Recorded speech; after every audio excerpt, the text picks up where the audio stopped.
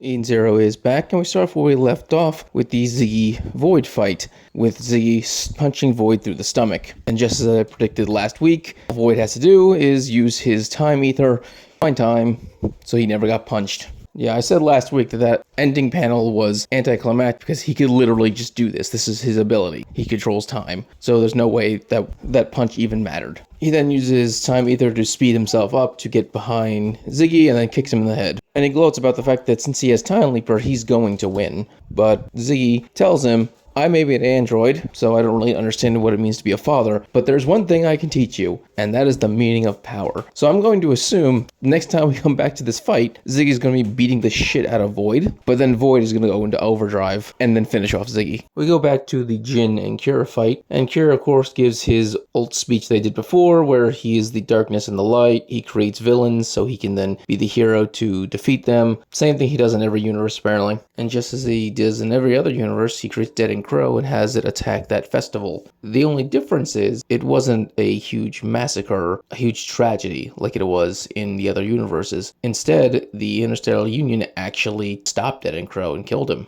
And because Cure apparently wasn't there to do the job of the hero, he realized at that moment he was actually the villain. All he ever did was be the villain. And so he decided he actually liked being the villain and stuck to it. Jinn points out that, yeah, you were always the villain, you were never the hero. Even when you were stopping the own evils that you were creating, that's still evil. You just made yourself look like a hero. In the end, you were always a piece of garbage. And Jinn even points out all the people that were villains in all the other universes, like in Drac and Joe, who is still a villain in this world. The man's still a loan shark, but he doesn't, absorb people's life force to extend his life. Even he had some redeeming qualities in this universe. But not Cure. Cure is still a scumbag no matter where he's at. Once Cure is done monologuing, their fight continues, and it's clear that Cure is winning because he's able to do damage to Jinn. All the damage that Jinn does to him, it keeps regenerating. Cure used that ability of his to control technology, wraps up Jinn, and he's about to cut his head off when, of course, Jinn's limbs are detachable. So all he had to do is use his rocket fist to smack Cure in the face, disconnect all of his limbs, reattach them real quick, and then continue fighting. Jinn uses one of his named attacks against Cure, but once again he regenerates and Cure starts mocking him, basically telling him it's a waste of his time.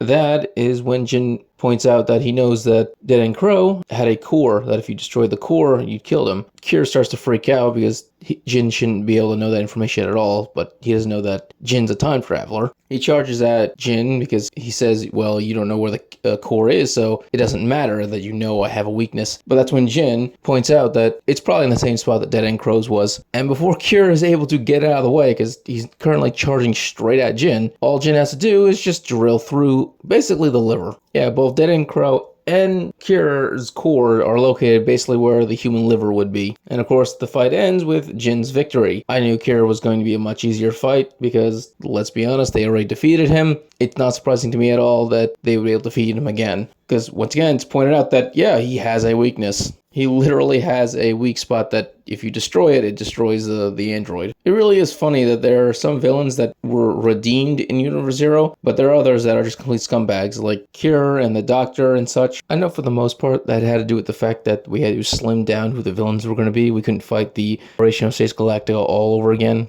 We decided just to make the majority of them good guys. The ones that we kept as villains, we just gave them to Void.